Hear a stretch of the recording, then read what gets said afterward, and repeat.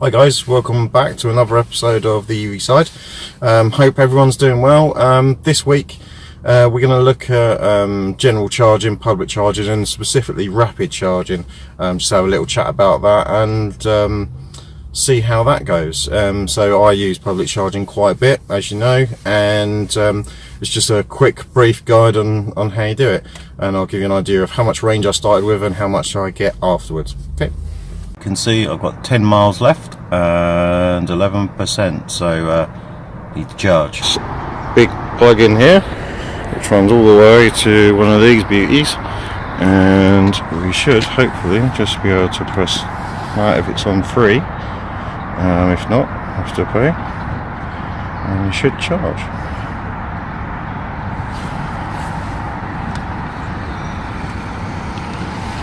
Now, but not on the DC, on the AC. The DC wasn't working, which is a pain, but hey ho, it's one of the joys. So we're all connected up. Time for a coffee, I think. Hi guys, so we've just finished the kind of a top-up charge, really more than anything, just to get me on my way and on my way to work. We started off with about 10% or so left. We've now got about 30%, which gives me about 40 miles, so that's more than enough to get to work and charge there. Unfortunately the rapid charger, the DC charger, wasn't working. Otherwise, in the 20 minutes that I've been here, that would have been quite a bit further. That would have been near on 80-90%. So it's a bit of a shame that's not working, but you know, that's what you get with some public charging. Now there's several things to note about public charging. So if you're just buying an EV for the first time, or you're unsure, there's about 3 or 4 different standards in terms of charging cables and connectors. Don't let that put you off.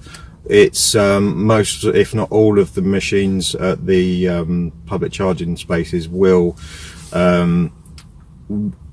accommodate all of those. So you know, if you've got a Nissan Leaf or an i3 like mine, or a Tesla, obviously Tesla uses their superchargers, but they can use Type 2 rapid chargers as well. As well as the slower chargers. So just have a think, demo anything you can do, speak to the relevant people, the manufacturers, before you buy your car. The one I used today eventually was the AC slower charge. That was still 43 kilowatts, so you know, it's still reasonably quick. But if it was the DC 50 kilowatt one, then you know, that would have been a lot quicker. When you do charge these are really straightforward. You either have an app, or you do it via directly onto the electric machine itself. Plug it in, press a button, go to the app, start off the relevant process, and away you go. There's usually a charge. These ones are generally about 30p per kilowatt. Generally you're talking a couple of pounds when you charge, so they're not massive amounts of money.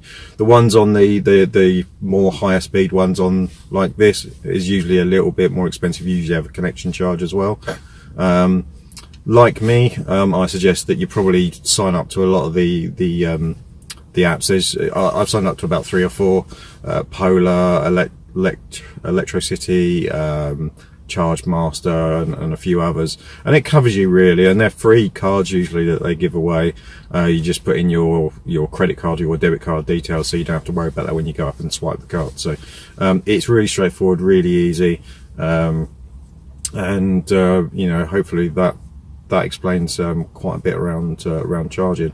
Now I, like I've said before, use complete public charging apart from my work charger, and I don't find that a problem. This morning I just happened to have run the car down excessively low, just because of travel that I've been doing and things like that. I just hadn't got around to charging, so it just meant an extra 20 minutes, half an hour in the morning, get up a little bit earlier and get to a charge point, charge it, have a coffee, come out, and bit of charge ready to go again. So yeah, so it's not a fuss.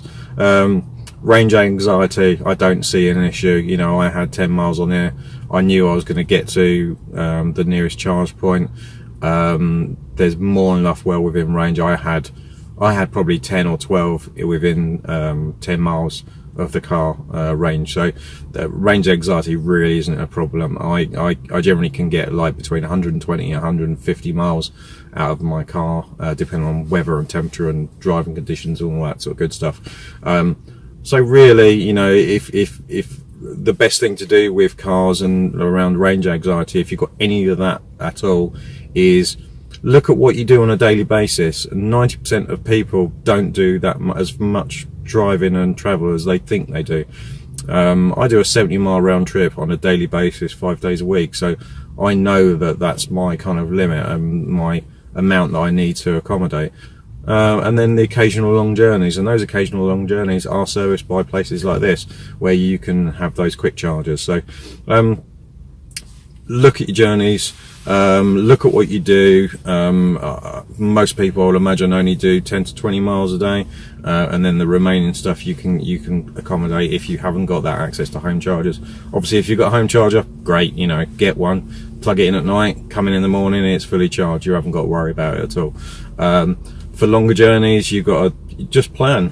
You know, I'm looking at a couple of longer journeys over the next sort of month or so, and I'll obviously go into those in more detail on the videos, but you know, just plan ahead. You know, look at your charging points on the way, look at your distance, see what you think you can do comfortably and you're happy to do, and then just accommodate for those charge points.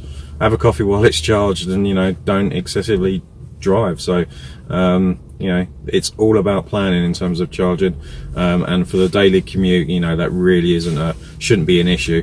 Even if you are like me using public charging, there's ways around it. There's car parks that have chargers that you can pop in for a few hours when you get home, and then you've got enough for the next day if that's, you know, what it comes to.